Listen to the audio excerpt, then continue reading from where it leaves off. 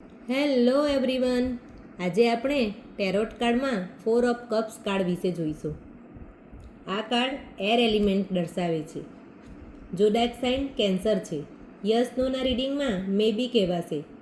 જુઓ, આ એક છોકરો છે. જુઓ, આ જે છોકરો છે તે ઝાડ નીચે બેઠો છે. જો આ ઝાડ દેખાય છે ને, એ ઝાડ નીચે બેઠો છે અને ખૂબ ઊંડા વિચારમાં છે અથવા મેડિટેશનમાં બેઠેલો છે. હવે આ જે વાદળા છે, જુઓ, આ કપ વાદળાએ કપ પકડ્યા હોય એવું કપ પકડ્યો હોય એવું લાગે છે. એટલે આ વાદળા જે છે એ ડિવાઇન છે, ડિવાઇનનો હાર્ટ છે, જે આ છોકરાને તકની ઓફર કરે છે. પરંતુ તે છોકરો ના પાડે છે અથવા છોકરો તે જોઈ નથી શકતો. યુનિવર્સ તેના માટે કોઈ તક લાવ્યા છે. હવે આ જે ઝાડ છે, જુઓ, તો એ ઝાડ તે ઘણા બધા પાંદડાથી ભરાયેલ છે. આ બધા પાંદડા ઉપર છે તો ઝાડ ઘણા બધા પાંદડાથી હરેલો ભરેલો લાગે છે. મતલબ આની આસપાસ ઘણું અબંદન્સ છે. પરંતુ આ છોકરો તે અબંદન્સને જોઈ નથી શકતો કે તેની આસપાસ કેટલું બધું અબંદન્સ છે. ફક્ત આ 3 કપને જ જોઈ રહ્યો છે. આ જે નીચે 3 કપ છે એ 3 કપને જ એ જોઈ રહ્યો છે. આ છોકરો પોતાના વિચારોમાં એટલો બધો ખોવાયેલો છે કે એને આસપાસની ખુશિયા અને તકો નથી જોઈ શકતો. આ 3 કપને એવી રીતે નિહાળી રહ્યો છે કે યુનિવર્સ એને જે ચોથો કપ આપે છે કે નવી તક આપે છે તે એ નથી જોતો.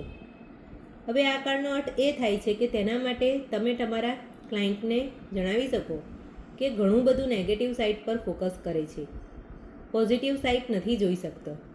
એની લાઈફમાં કોઈ પેશન નથી, કોઈ લક્ષ્ય નથી, કોઈ મોટિવેશન નથી. એને કામ કરવાની કોઈ ઈચ્છા નથી થતી. આ કાર્ડ જેના માટે આવશે તેને જણાવવાનું કે ભૂતકાળનું એને ઘણો બધો પસ્તાવો છે. એણે જે તક ગુમાવી દીધી છે તેના માટે એને ઘણો બધો પસ્તાવો થાય છે. તમારી લાઈફમાં કોઈ જ મોટિવેશન નથી તો તમે ઘણું બધું રિગ્રેટ દર્શાવે છે. એન્ઝાયટી થાય છે. તમે તમારી લાઈફમાં ઘણું બધું સ્ટક ફીલ કરો છો. જો તમે તમારી આસપાસ જોશો તો ઘણી બધી તકો રાખેલી છે. આ એવી તકો છે કે જે તમે ભૂતકાળમાં ખોઈ નાખી હતી.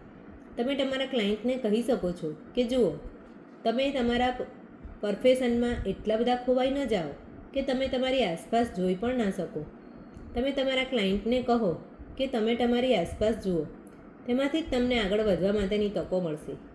જ્યારે આ કાર્ડ મની, કેરિયર, બિઝનેસ માટે આવશે તો તમે તમારા ક્લાયન્ટને જણાવી શકો છો કે તમે જ્યાં પણ કામ કરો છો ત્યાં ઘણું બધું બોર ફીલ કરો છો, બિલકુલ પણ સંતોષ નથી મળતો.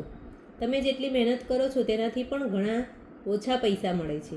સાથે સાથે તમે ઘણું સ્ટ્રક ફીલ કરો છો. તકો તમારી પાસે આવે છે અને તમારા હાથમાંથી નીકળી જાય છે. એ એટલા માટે થાય છે કે તમે ઘણું બધું નેગેટિવ સાઇડ પર ફોકસ કરો છો, માટે તક તમારી સામેથી આવીને નીકળી જાય છે. આ એટલા માટે થાય છે કે તમારી પાસે જે છે એના માટે તમે ગ્રેટફુલ ફીલ નથી કરતા. તમે જેટલું વધારે ગ્રેટફુલ રહેશો, યુનિવર્સ તમને તેટલું વધારે આપશે. જ્યારે આ કાર્ડ બિઝનેસમાં આવશે ત્યારે તમે પહેલો પોઈન્ટ તમે તમારા કે તમે તમારા પાર્ટનર સાથે ખુશ નથી, તમે સ્ટ્રક ફીલ કરો છો, તકો તમારી પાસે નથી આવી રહી. તમે તમારા ક્લાયન્ટને જણાવી શકો કે તમે જેટલું વધારે ગ્રેટફુલ રહેશો તેટલો તમારો બિઝનેસ પ્રગતિ કરશે. જ્યારે આ કાર્ડ હેલ્થ માટે આવશે ત્યારે તમે તમારા ક્લાયન્ટને જણાવી શકો કે તમે વધારે ડિપ્રેસ ફીલ કરો છો. તમે તમારા ક્લાયન્ટને કહી શકો છો કે જે તમારી પાસે નથી એના પર તમે સૌથી વધારે ફોકસ કરો છો, તમારી હેલ્થ બગડે છે. તે માટે તમે તમારા ક્લાયન્ટને બોલી શકો કે તમારી પાસે જે પણ છે તેના માટે આભાર વ્યક્ત કરો, તો તમારી હેલ્થનો ગ્રો થશે, તમારી હેલ્થ સુધરશે. જ્યારે આ કાર્ડ સ્પિરિચ્યુઆલિટીમાં આવશે તો તમારે તમારા ક્લાયન્ટને જણાવવાનું કે તમે ભૂતકાળની વાતોને તમારે ભૂલવી પડશે. જે પણ રિગ્રેટ છે તેને લેટ ગો કરવું પડશે. જ્યાં સુધી તમે લેટ ગો નહીં કરો ત્યાં સુધી તમે સ્પિરિચ્યુઅલ લાઇનમાં આગળ નહીં વધી શકો. સારી ચીજો પર ફોકસ કરો, નેગેટિવ ચીજો પર ફોકસ ન કરો. જે પણ તમારી પાસે છે તે માટે ગ્રેટફુલ રહો. જ્યારે આ કાર્ડ સ્પિરિચ્યુઆલિટીમાં આવશે ત્યારે તમારે તમારા ક્લાયન્ટને જણાવવાનું કે રેકી હિલિંગ કરો, મેડિટેશન કરો.